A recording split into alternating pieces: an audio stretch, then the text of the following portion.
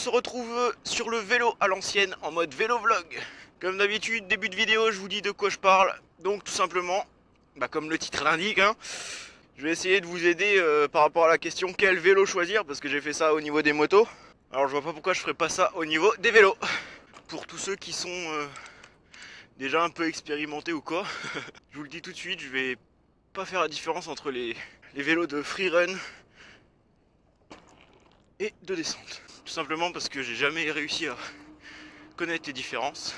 Du coup pour moi un freerun ou un vélo de descente seront les mêmes. Et je les appellerai les vélos de descente tout simplement. Je sais qu'il y en a un c'est pour juste descendre à des endroits où c'est pas fait pour. Et que l'autre c'est fait pour faire des descentes. Bref, on va s'embrouiller. Un petit coup de bosse à l'ancienne mon gars.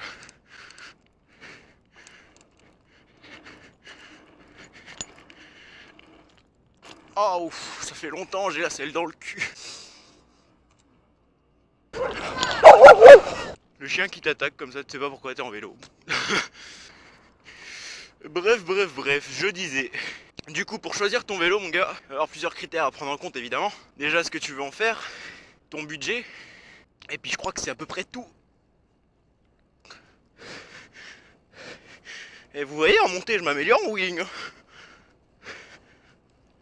Ah, c'était pas mal. Putain, il y a une bagnole. Du coup, tout simplement, le budget, soit vous avez un gros budget et vous prenez de la bonne qualité par rapport à ce que vous voulez, donc plus cher. C'est pas toujours le cas, mais en général, plus c'est cher, plus c'est de la bonne qualité. Je vais finir la vidéo, je vais être mort parce que je fais que de la montée juste pour faire du wheeling. Votre niveau d'utilisation du vélo et ce que vous voulez en faire, ça va être ce qui va vraiment définir le type de vélo que vous allez prendre. Oh, pas mal. Wow. Je vais pas aller dans les détails. Si vous faites que de la route, prenez un vélo de route. Si vous aimez la vitesse et vraiment rouler que sur la route. Et puis que vous vous en battez les couilles de vous prendre des trous à longueur de journée. Si vous faites de la route et un peu de chemin, je te dirais bien de prendre un VTC. Donc en général c'est des pneus plus petits que des pneus de VTT et plus larges que des pneus de vélo de route, mais avec des crampons en plus quoi.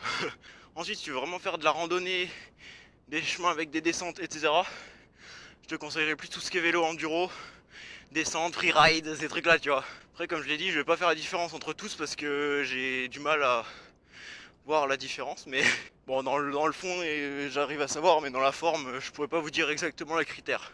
Donc je vais m'abstenir. Je vais laisser les plus expérimentés le dire dans les commentaires, n'hésitez pas. C'est fait pour ça. Et du coup selon tous ces critères, prenez ce qui vous correspond le plus. Niveau marque je vais pas vous conseiller parce que ça fait hyper longtemps que j'ai pas regardé les vélos, ce qui se faisait, etc. Donc faites un peu de recherche. Google est votre ami. Les petits tests YouTube ou les avis des youtubeurs, en général ça aide pas mal. Et puis après si vous avez un budget limité, faites en fonction de vos goûts. Si c'est pas un vélo trop spécifique, genre par exemple si vous voulez un vélo de route, prenez, si vous avez un budget limité, prenez le plus cher. Pour les vélos de descente pareil, vous regardez ce qui se fait de mieux en niveau frein, fourche, pédalier, etc. Vous prenez le plus cher, ce qui a les meilleures caractéristiques.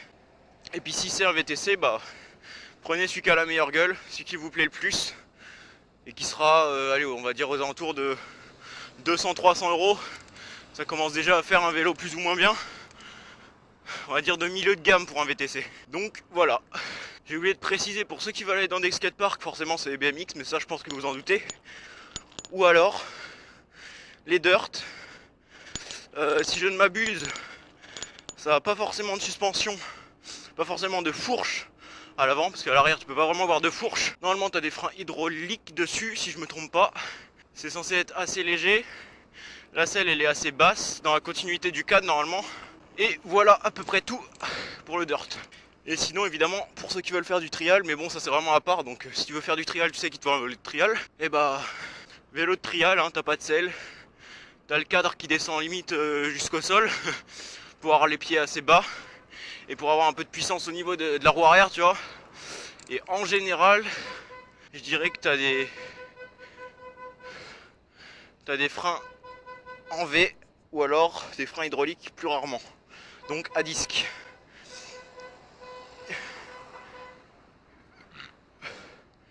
Qu'est-ce qu'ils ont con devant. Oh là là. Sur ce les gens, je vous dis à la prochaine pour une nouvelle vidéo, certainement en moto, parce que les vidéos en vélo j'en fais très rarement. Porter le casque comme ça en vélo, c'est un peu chiant quand tu fais que de la ville.